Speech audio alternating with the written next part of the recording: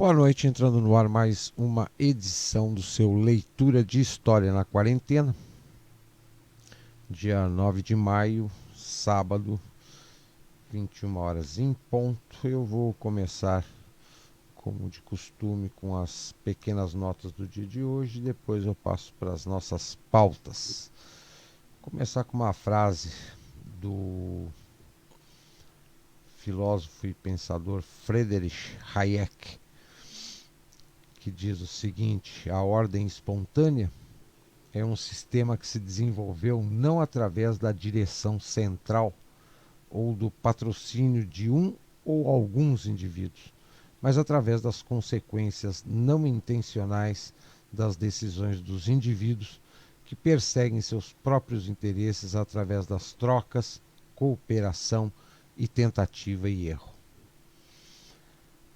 Uma outra frase bem interessante: os melhores escravos são os que pensam estarem ou serem livres.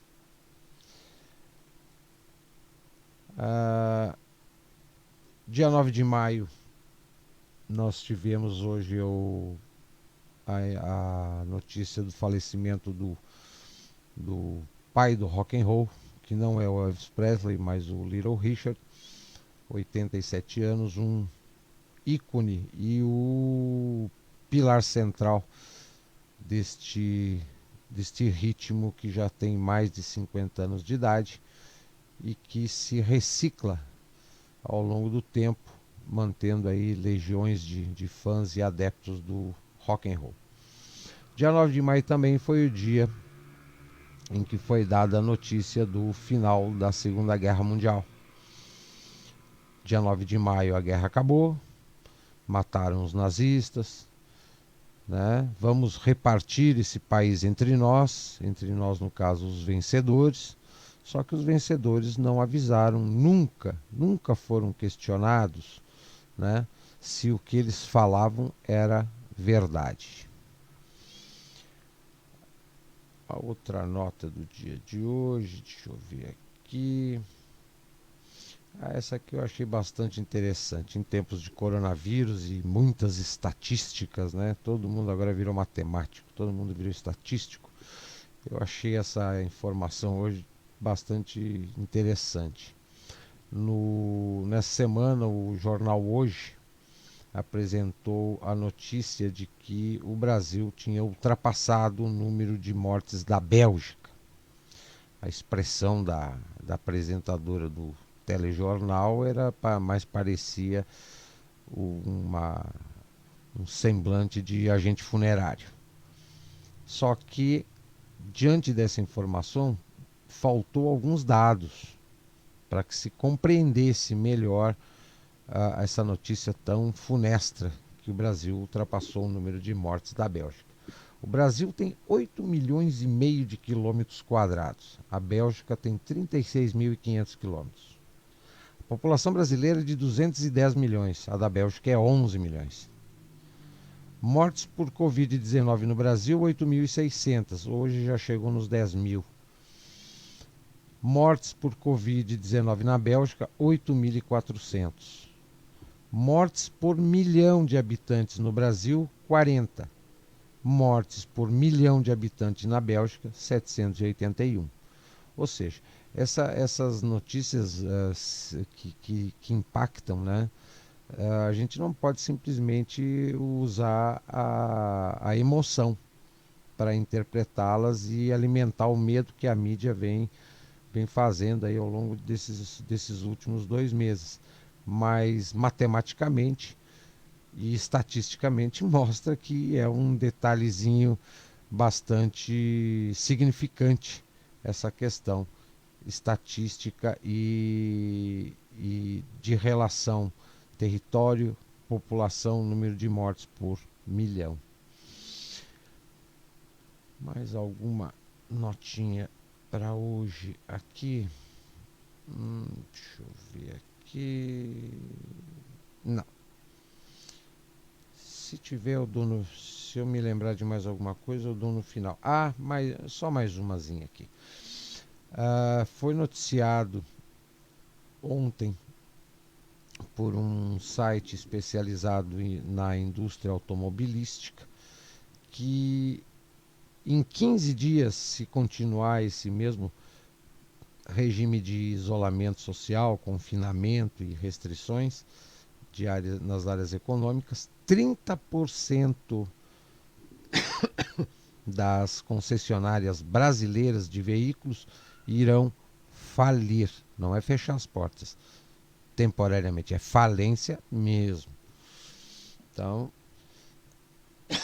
alguns setores produtivos aí, o fôlego para aguentar esse isolamento social e essa limitação de atuação no mercado está começando a se findar. Nós vamos para as nossas pautas de hoje. Agora, na próxima quarta-feira, se comemora no Brasil a promulgação da Lei Áurea, né, que libertou os escravos no Brasil. Mas pouco se sabe a respeito da escravidão no Brasil no período colonial. Né? Se conhece muito aquele resumo, aquela história muito superficial sobre o período escravista no Brasil. Então vamos lá, esse artigo ele vem do site, ele vem do portal inacreditável.com.br, não tem autoria, mas tem aqui a bibliografia aonde o autor deste artigo ele se pautou. Vamos ao artigo então. Ao notarmos figurões sionistas a fazer uso da chutzpe, comparando suas trajetórias de vida a dos mesmos escravos de cor, ou mesmo a financiar alguns de seus grupos, incentivando-os a exigir indenizações da massa eurodescendente, que fora escrava sua por igual, deveremos simplesmente perguntar-lhes: mas não foram justamente vocês os maiores arrendatários do tráfico negreiro? Afinal, quem vocês são, escravos ou senhores? Nos bastidores de uma história muito contada, mas pouco desvendada. Dia 13 de maio, então, recorda-se a libertação dos escravos no Brasil. Ainda que tal data seja bastante comemorada, uma vez ter constituído a realização de determinada sociedade secreta e filantrópica, sabe-se que a verdade é outra. A tal libertação não fora concretizada com boas intenções, pois ao arrancar os escravos de seus senhores, lançou os negros ao status de novos consumidores durante o início do processo de industrialização no Brasil. Fez-se confirmar o velho dito de escravos que acreditavam viver livremente. Muito tem sido dito sobre o tráfico de escravos na atualidade. Aliás, fala-se sobre a inclusão de seus descendentes em determinadas áreas, ações afirmativas, meios de compensação aos problemas passados, e não raro alguém resolve exigir indenizações. Mas sob o ponto de vista dos verdadeiros protagonistas do verdadeiro holocausto negro, poucos olhos têm adentrado aos seus devidos bastidores. E se isto o desejamos, necessitaremos retornar algumas décadas atrás. A vinda dos chamados cristãos novos para o Brasil coincide com o reinado de Dom Manuel em Portugal. Tamanha era a sua simpatia pela estirpe hebreia que rendeu-lhe o apelido de El Rei Judio, ou o Rei Judeu. Não apenas utilizou os serviços de judeus, como lhes concedeu a administração de bens, propriedades e direitos. Fazia-se necessária tal ligação, pois os interesses mercantis de seu governo não podiam contar com a inexperiência dos portugueses em relação a questões comerciais. Segundo José Gonçalves Salvador, os cristãos entregues à agricultura, ao artesanato e a trabalhos marítimos desprezam o ramo dos negócios, aliás, em sintonia com a Igreja, a qual levantava barreiras às composições lucrativas. Seguindo a ótica expansiva, fruto de seu tempo, Portugal viu no além-mar uma nova oportunidade de sucesso. Considerando os judeus como úteis à nação, Dom Manuel manteve-os em território lusitano e, deste modo, em pouco tempo os judeus detinham o monopólio sobre os contratos portugueses. Tamanho era o seu poderio que os Habsburgo foram capazes de obter o perdão para os judeus condenados pelos chefes da igreja, através de grandes quantias. Em 1601, os judeus sefarditas obtiveram 2 alvarás que lhes permitiam sair do reino lusitano com as famílias e bens para qualquer parte do planeta. Auferiram em seguida direitos de monopólios da África, Ceuta, Tânger, Açores, Madeira, Barlavento e, obviamente, o Brasil. Junto de Pedro Álvares Cabral estavam, além de vários outros cristãos novos, o conhecido Gaspar da Gama. Segundo Arnold Wisnitzer, a colonização brasileira é completamente judaica. Para ele, Dom Manuel resolveu arrendar o Brasil a homens de negócios que arriscariam o seu próprio dinheiro na colonização e exploração da nova terra. A primeira concessão foi obtida por um consórcio ou associação de cristãos novos encabeçado por Fernão de Noronha. O tabaco, que até então tinha um uso terapêutico, transformou-se em fonte de renda dos judeus que detinham o monopólio do fumo. Também a cana-de-açúcar foi monopolizada, conforme o historiador judeu, abre aspas. Data de 1779, a mais antiga fonte de referência relativa do transporte de cana-de-açúcar pelos judeus para terras do Brasil. Dom Antônio de Capmany de Montpalau, membro da Academia Real de História e Letras de Sevilha, escrevia a respeito do açúcar. Este último produto, originário da Ásia, só era usado como remédio até a época de sua introdução e cultivo na América, para onde o levaram em 1549 da Ilha da Madeira alguns judeus provindos de Portugal. Fecha aspas. O ponto que mais nos interessa aqui aparece com a importação do tabaco. Para que se suprisse o trabalho realizado junto a tal matéria-prima, os judeus estiveram envolvidos na importação da mão de obra escrava. Ora, se os hebreus portugueses haviam dominado os arrendamentos nas últimas centúrias, que razão teriam para se desinteressar dos alusivos ao tráfico de escravos? Nenhuma. Acrescente-se, por fim, que o comércio do açúcar corria por suas mãos em grande parte, mas sem escravos, como se fariam canaviais ou trabalhariam os engenhos? Quanto maior fosse a conjugação de ambos, maior soma haveria de negócios e maiores lucros. Os sefardins, por conseguinte, aliaram-se ao tráfico negreiro e o monopolizaram durante o ciclo do açúcar brasileiro, conjugando-o com a mineração hispano-americana. Em última análise, o escravismo era um negócio de natureza capitalista ao alcance da burguesia judaica sefardita. Além das ocupações descritas acima, também os apelidados como os cristãos novos tornaram-se líderes no campo da arrecadação de impostos. Deste modo, e não por questões puramente religiosas, foram capazes de despertar hostilidades, como durante o ano de 1641, pois não é provável o contribuinte gostar muito do cobrador, especialmente se o mesmo é estrangeiro no país e, além disso, de uma fé diferente. Além da importante posição que ocupavam na indústria açucareira e na arrecadação de impostos, dominavam o tráfico de escravos. De 1636 a 1645, um total de 23.163 escravos negros chegou da África e foi vendido no Brasil em leilões públicos contra pagamento em dinheiro. Acontecia que esse dinheiro estava na sua maior parte nas mãos dos judeus.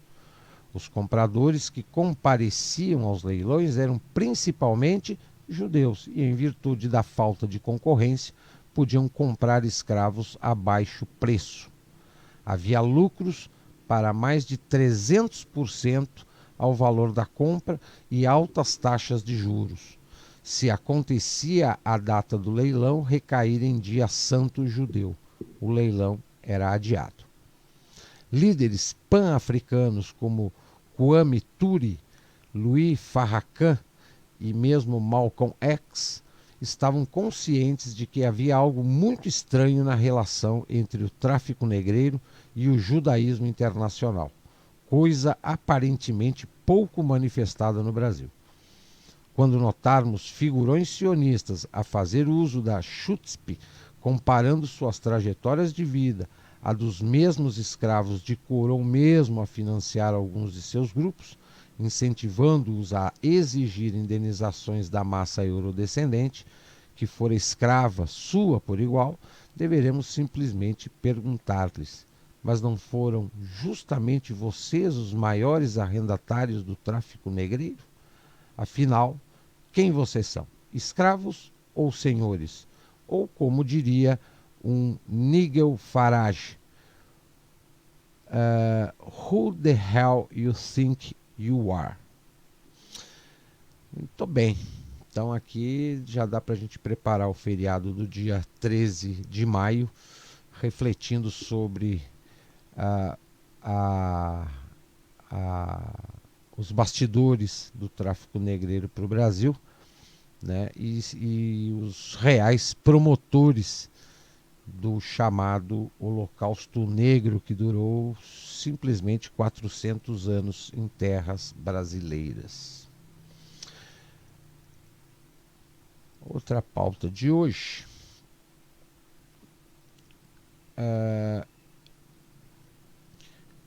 vamos falar sobre o fabianismo. O fabianismo é uma doutrina e um movimento político ideológico socialista, democrático, reformista e não marxista na tese, e é de concepção inglesa. Teve origem na Fabian Society, fundada em Londres no final de 1883 e início de 1884, por um grupo de jovens intelectuais de diferentes linhas socialistas, com o propósito de reconstruir a sociedade com o mais elevado ideal moral possível. Objetivamente, tinha a finalidade de promover a gradual difusão do socialismo, entendido como o fim das injustiças econômicas e sociais da sociedade liberal, burguesa e capitalista. Mas, ao mesmo tempo, rejeitava a doutrina marxista, e especialmente a transformação pela revolução violenta. A ideia era a de que a transição do capitalismo para o socialismo poderia ser realizada por meio de pequenas e progressivas reformas, dando início ao socialismo no contexto da sociedade capitalista. Embora os primeiros fabianos ainda sofressem influência do marxismo, os seus conceitos de economia não eram de Marx, mas de John Stuart Mill e William Stanley Jevons. Afirmaram que o utilitarismo, há tanto tempo usado para sustentar o individualismo, realmente, nas modernas condições, aponta para uma crescente intervenção estatal na economia para promover a maior felicidade de um maior número de pessoas. Contradizendo os marxistas, o Estado não é um organismo de classe a ser tomado, mas um aparelho a ser conquistado e usado para promover o bem-estar social. Os fabianos, portanto, rejeitam o socialismo revolucionário. Os membros da Fabian Society são principalmente intelectuais, professores, escritores e políticos. Foram os principais fundadores Edward Pease, o casal Sidney e Beatrice Webb, George Bernard Shaw, A.G. Well, outras destacadas personalidades. Efetivamente, a Fabian Society tem sido sempre um grupo de intelectuais. Seu proselitismo em determinadas questões segue uma política de permeação das suas ideias socialistas entre liberais e conservadores. Tentam convencer as pessoas por meio de uma argumentação socialista objetiva e racional, em vez de uma retórica passional e de debates públicos. Acreditam que não existe uma separação nítida entre socialistas e não socialistas, e que todos podem ser persuadidos a ajudar na realização de reformas para a concretização do socialismo. Com as adesões de Bernard Shaw e de Sidney Webb, a sociedade começou a assumir seu caráter próprio, vindo a se tornar efetivamente socialista a partir de 1887.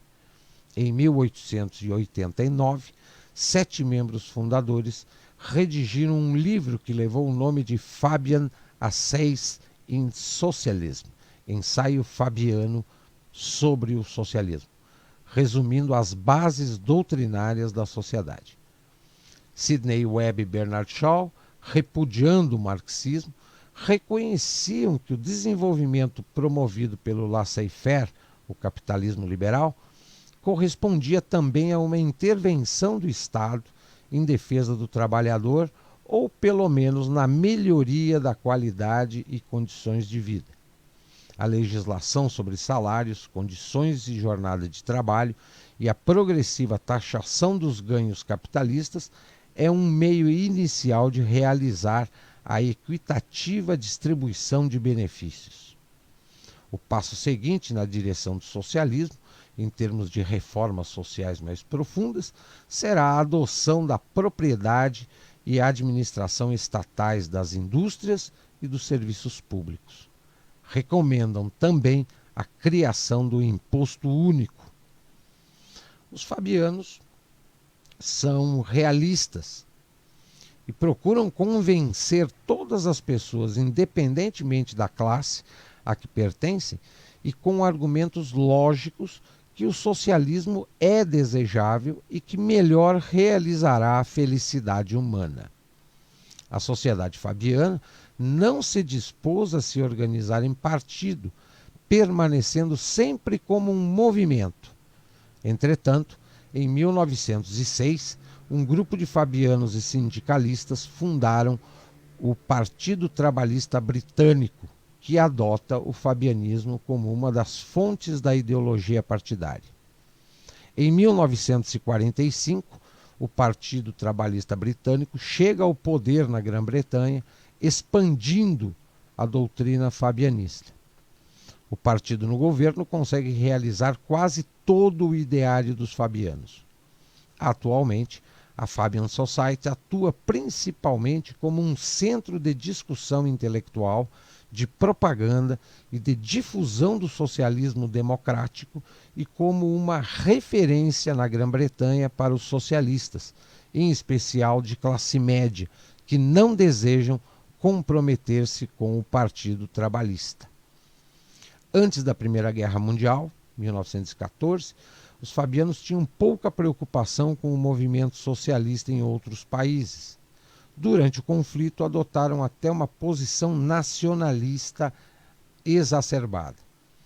Na prática política, parece que os fabianos não têm dificuldade de entendimento com os socialistas revolucionários, podendo apoiá-los ou com eles fazer alianças, particularmente para atingirem algum objetivo intermediário.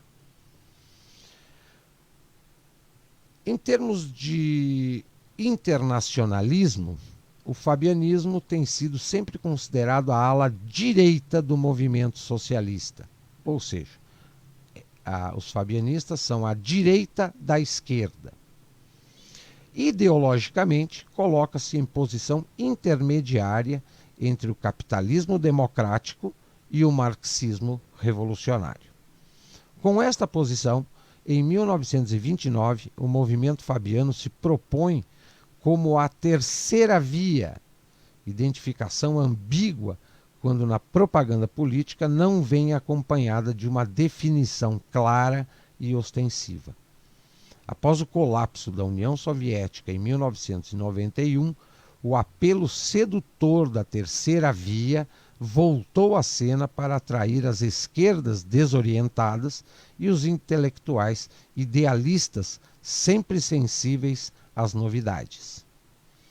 Repudiando o conceito de luta de classes, os fabianos em geral reconhecem que a lealdade ao seu próprio país vem antes do que qualquer lealdade ao movimento internacional do proletariado. Isto não impede que Bernard Shaw, em discordância com a atitude nacionalista fabiana, fosse a favor de uma unificação do mundo em unidades políticas e econômicas maiores.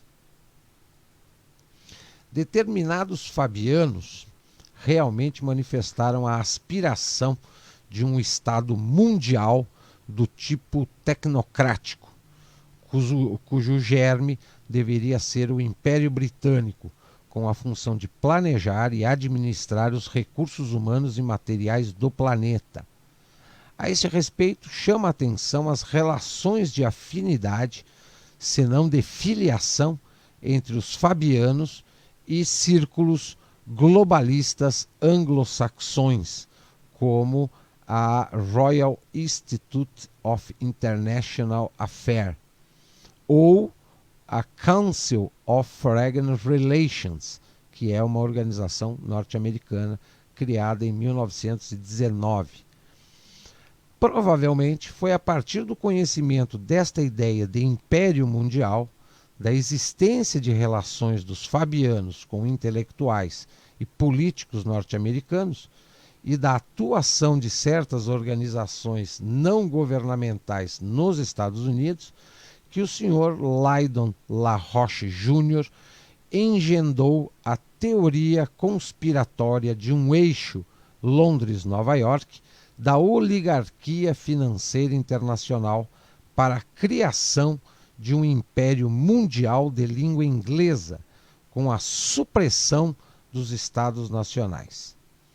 Entre as organizações não governamentais norte-americanas está uma denominada Diálogo Interamericano, fundada em 1982, cujos integrantes são notáveis personalidades permeadas pelo socialismo fabiano.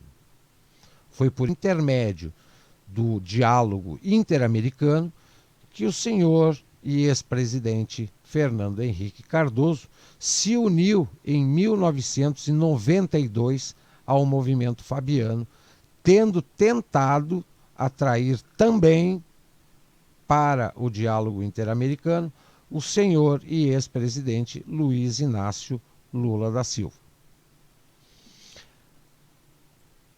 A eclosão da Guerra das Malvinas em abril de 1982 e o agravamento da crise da dívida dos países latino-americanos trouxeram preocupações a um grupo de políticos, empresários, economistas e intelectuais norte-americanos, provavelmente permeados pelo fabianismo e integrantes de uma entidade privada internacional denominada Comissão Trilateral.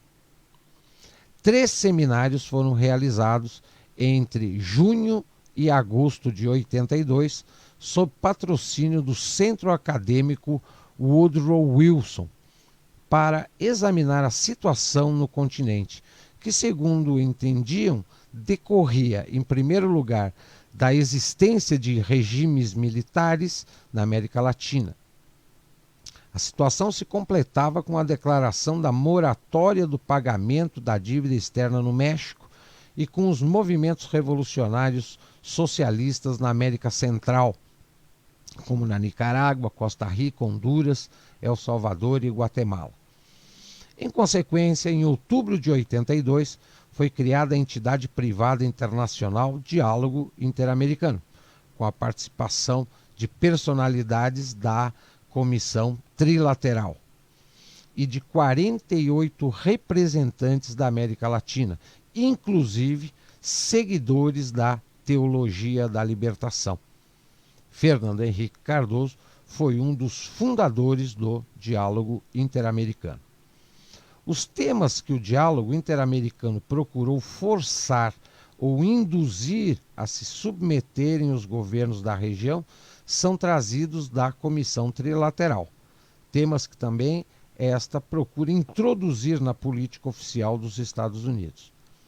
A ideia de inspiração fabiana parece ser a de promover uma ampla abertura política nos países latino-americanos, muitos ainda com presidentes militares, para dar espaço e condições para o restabelecimento da democracia e, consequentemente, para abrir caminho à transição para o socialismo reformista. Os militares na América Latina eram a pedra no sapato desses socialistas intelectualizados, porque nenhum militar, na sua postura e na sua defesa pelo seu nacionalismo, aceita qualquer modelo de socialismo. Por isso que onde há militar existe dificuldade de implementação de socialismo. Para tanto, haveria necessidade de remover os obstáculos existentes, de imediato, as forças armadas daqueles países. As sugestões ou exigências do Diálogo Interamericano foram levadas à execução por um empreendimento denominado Projeto Democracia, de 1982. Dentro desse projeto, alguns itens.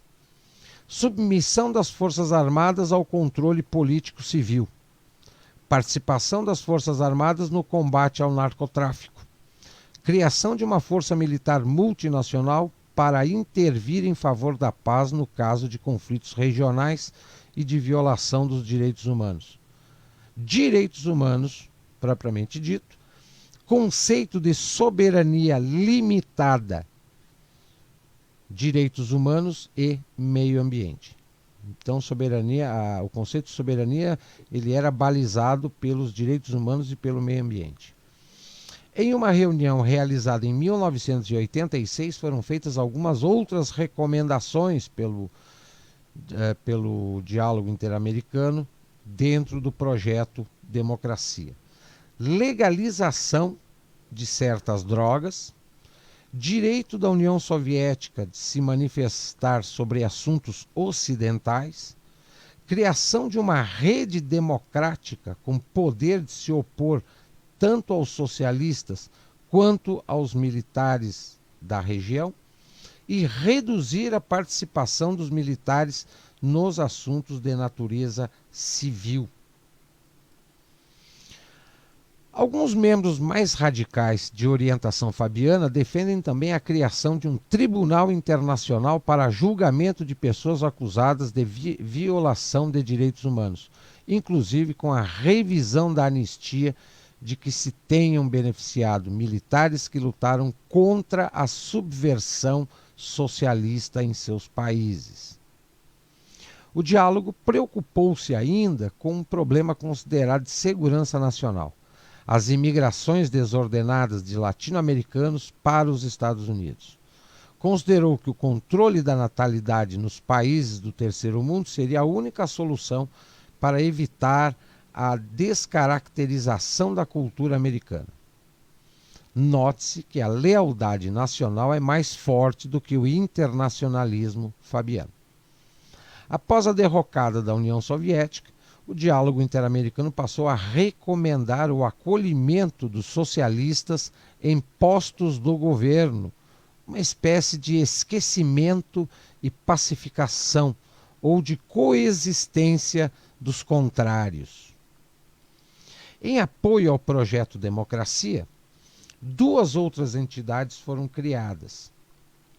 A primeira, em 1983, o NED, Fundo Nacional para a Democracia, se organizou para constituir e prover recursos financeiros para o projeto. Recebe contribuições de fundações, como a Fundação Rockefeller, e segundo La Roche, subsídios do Congresso dos Estados Unidos. Ou seja, o próprio Congresso norte-americano ele financia, né, essas entidades que promovem esse modelo de socialismo no continente americano.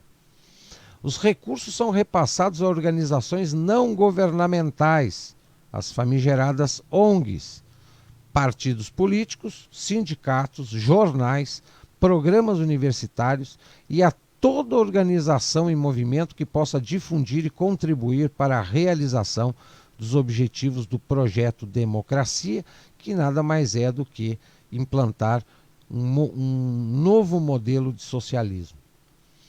A outra entidade, a Comissão Bipartidária Nacional, fundada em 1984, também conhecida como Comissão Kissinger, foi criada para tratar especificamente da situação revolucionária da América Central, relacionada com o confronto leste contra o oeste da Guerra Fria na época. O fabianismo entrou no Brasil com Fernando Henrique Cardoso e as teses do projeto Democracia. Foram por ele implementadas principalmente após a sua eleição à presidência da República em 1992. A sua reeleição em 96 representou coincidentemente o continuismo dos laboristas fabianos em outras terras. O fabianismo chegou no Brasil através do FHC depois de seu asilo político na Europa, com seus companheiros do chamado Grupo de São Paulo, todos ex-militantes da Ação Popular Marxista-Leninista.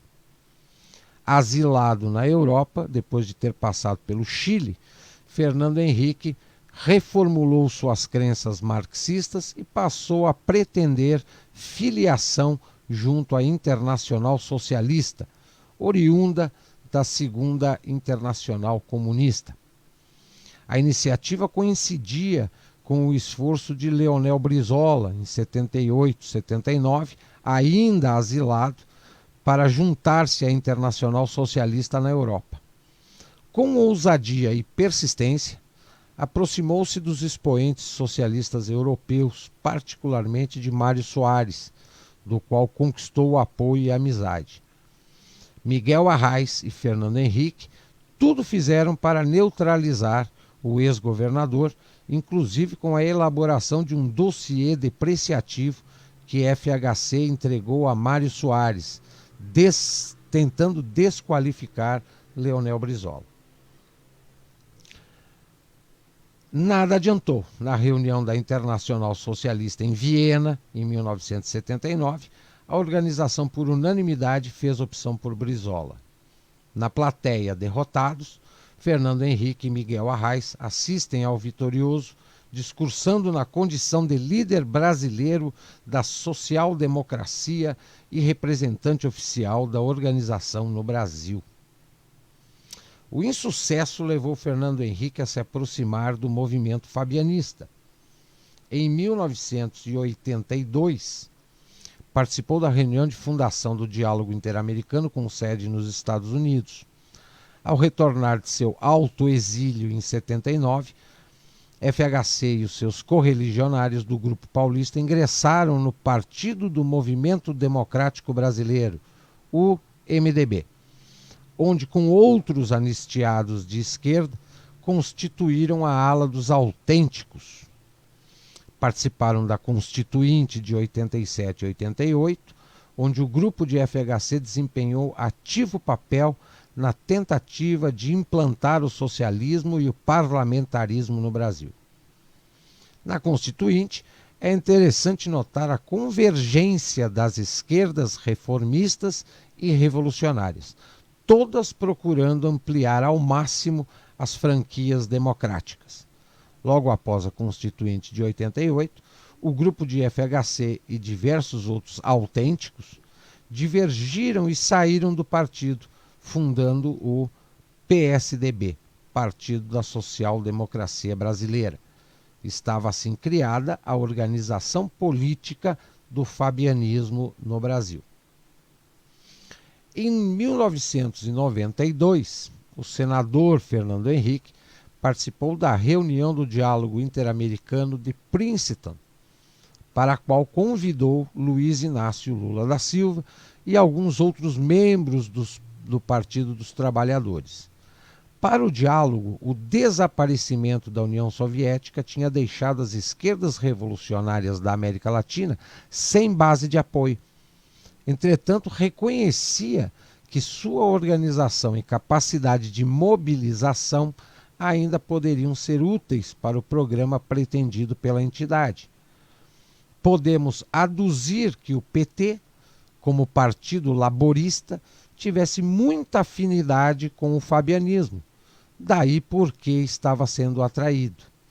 O primeiro ponto de uma ação comum foi a opção pela via eleitoral, buscando-se o abandono da violência armada. Lula, já comprometido com as esquerdas mais tradicionais da América Latina, estava ligado ao Foro de São Paulo e concordou com o programa, mas não se filiou ao Diálogo Interamericano. Em 1994, FHC se elegeu presidente da República. Na condução política da sua administração e nas relações com o Congresso, onde não tinha maioria, usou o poder e certos recursos autoritários. Valeu-se descontraidamente das medidas provisórias, fugindo das resistências parlamentares.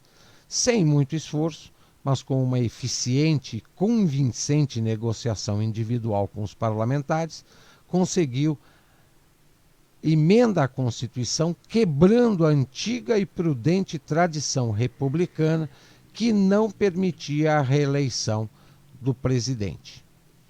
Para assegurar o segundo mandato, Fernando Henrique tratou de manter a estabilidade monetária e o Plano Real, que já lhe havia garantido a eleição de 94. Para pagar dívidas públicas, o serviço desta dívida e remunerar investimentos financeiros foi buscar recursos num vasto e discutível programa de privatizações. A esquerda de oposição lhe fez e faz ferina crítica, estigmatizando-o de neoliberal, não tão grande ofensa para um socialista fabiano. Com relação às recomendações do Diálogo Interamericano, expressas no projeto Democracia, podem ser citadas as seguintes realizações de Fernando Henrique. Primeira, abertura democrática com franquias ampliadas e garantidas na Constituinte, com o trabalho de FHC nas comissões e de Mário Covas no plenário. Segunda, acolhimento dos socialistas, primeiro no partido, depois nos cargos de governo e, finalmente, com indenizações das famílias de terroristas mortos pela repressão, de início limitadas às dos que morreram nas prisões e agora, na época, quando ele era presidente, e enquanto presidente, ele generalizou as indenizações. Terceiro, afastamento sumário do serviço público ou veto de nomeação de qualquer pessoa acusada de torturador ou de ter pertencido a órgãos de segurança durante o governo dos presidentes militares. Ou seja, quem não era de esquerda não participava, não era nomeado para nada no governo. A demissão ou veto era imediato, sem qualquer apuração formal ou de provas das acusações, num ato ilegal de restrição à lei da anistia.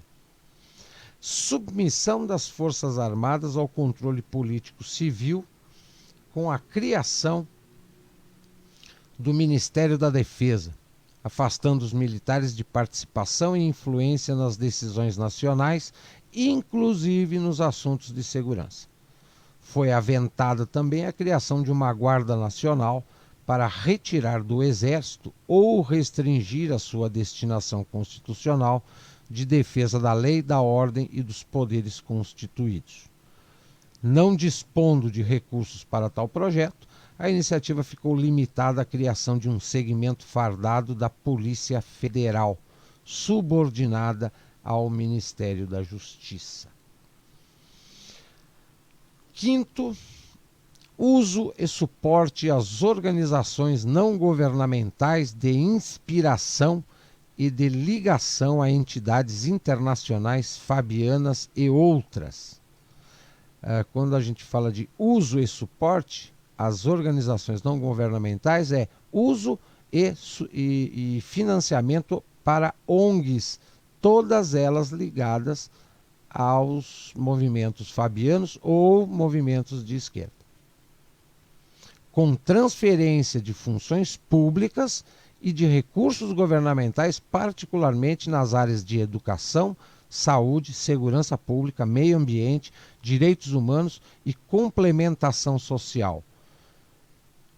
Está explicado por que tem tanta ONG trabalhando na saúde, na educação, no meio ambiente, nos direitos humanos e etc, etc. Toda uma estrutura criada pelo FHC. Foi promovida uma ampliação do Estado que daria inveja a um projeto concebido por Antônio Gramsci.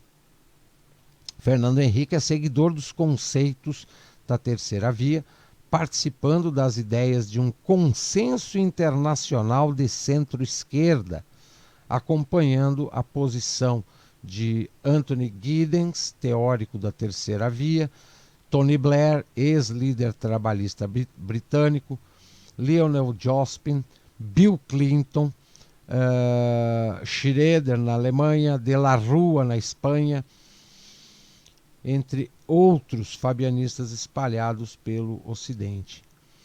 O governo FHC de 94 a 2002 deixou o país com gravíssimos problemas sociais e econômicos, pouco tendo feito para a realização da transição para o socialismo. As lentas e progressivas transformações são próprias do processo reformista fabiano. Portanto, não se fale de fracasso, porque a semente desta vertente social-democrática está plantada e aparentemente superou no país a linha da Internacional Socialista, representada pelo decadente Partido Democrático Trabalhista. Por outro lado, o movimento fabianista pôde e pode realizar, em determinados momentos, um papel subsidiário da esquerda revolucionária. Muitos aspectos da concepção pragmática do fabianismo coincidem com certos processos gramscistas de mudanças pacíficas e progressivas para conquistar a sociedade civil e enfraquecer a sociedade política. Depois de 1980, os dois fatos novos mais significativos ocorridos nas esquerdas no Brasil foram as presenças do fabianismo reformista e do gramscismo revolucionário. Terminado seu governo, Fernando Henrique agora é um homem do mundo, promovido e badalado pelos movimentos e organismos da esquerda internacional. Lembro um pouco Bernard Shaw, um dos fundadores do fabianismo na Inglaterra, marxista reformado, que se transformou em socialista reformista. A diferença fica na retórica vazia e na produção literária reduzida do intelectual brasileiro. Apesar de tudo, FHC ou alguém da sua turma criada ao longo destas décadas, pessoalmente ou representado, voltará. Infelizmente, o que a gente assiste desde o governo do FHC é a implantação lenta, gradual e devidamente maquiada, né, com aquela maquiagem de democracia, eleição, pluripartidarismo, direito para cá, direito para lá, né, o Estado querendo ser o mentor e o promotor do bem-estar social para todos, né? Isso aí tudo faz parte de um projeto de implantação de socialismo. E o Brasil, literalmente, hoje, ele é um país socialista há mais de 30 anos. Porque as agendas, tanto fabianas quanto gramscistas, todas elas foram implementadas e estão funcionando a pleno vapor. Então, quando a gente vê o presidente falar em governo conservador, liberal, tudo que o atual governo vem tentando praticar, inclusive pautado nas medidas do próprio ministro da Economia, as medidas do Paulo Guedes são fabianistas. Não tem nada de liberal conservador nas medidas que ele vem tomando. Todo o projeto econômico desse atual governo é de linha fabianista, de linha de centro-esquerda, bem como o Fernando Henrique implementou ao longo do seu governo e posteriormente o PT deu continuidade. 21h52, acho que dá tempo para mais um item que complementa este artigo aqui sobre o fabianismo. Nesse artigo sobre o fabianismo é citado a conferência em Princeton, onde o Fernando Henrique convidou o Lula para ir lá nessa conferência e de repente largar o seu vínculo com o Foro de São Paulo e as esquerdas tradicionais da América Latina e somar forças com o diálogo interamericano.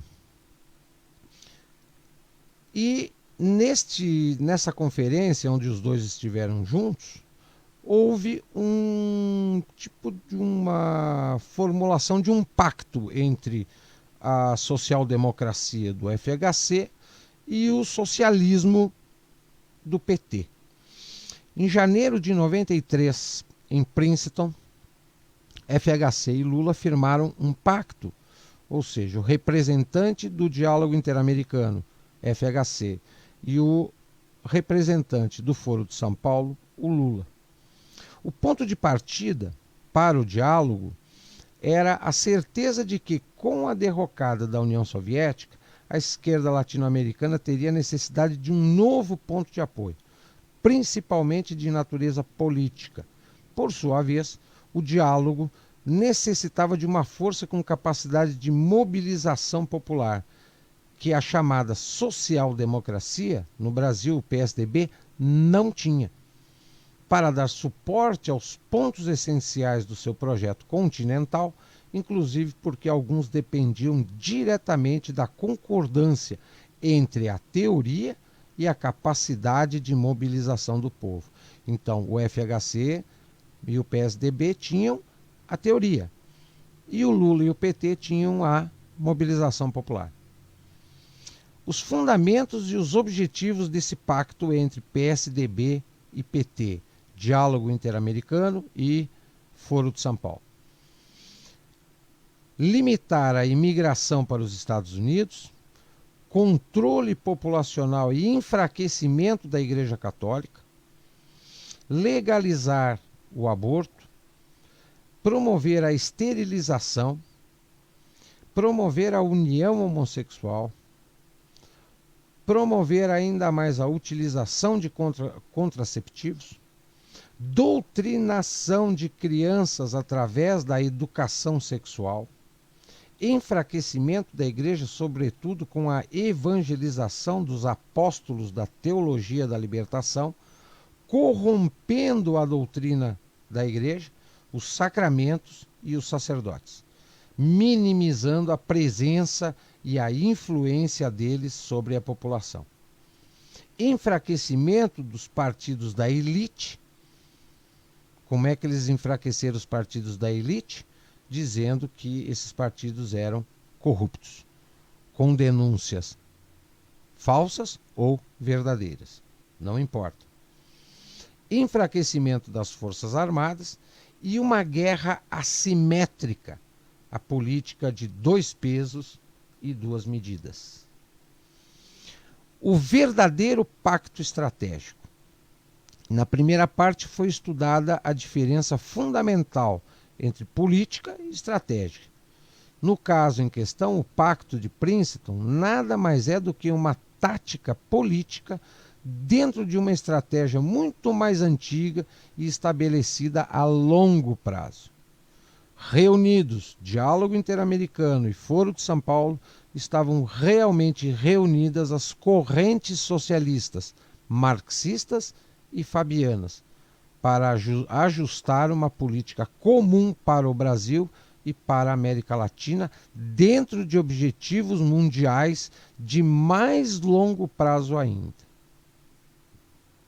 Então, quando a gente observa a situação do Brasil, da Argentina, da Venezuela, da Colômbia, do Uruguai, do Chile, todos esses países sofreram, de alguma forma, a implementação de um modelo de socialismo, seja ele promovido ou pelo Foro de São Paulo ou pelo Diálogo Interamericano, aonde um fazia oposição para o outro em relação a questões da luta pelo poder, quem vai estar sentado na cadeira presidencial.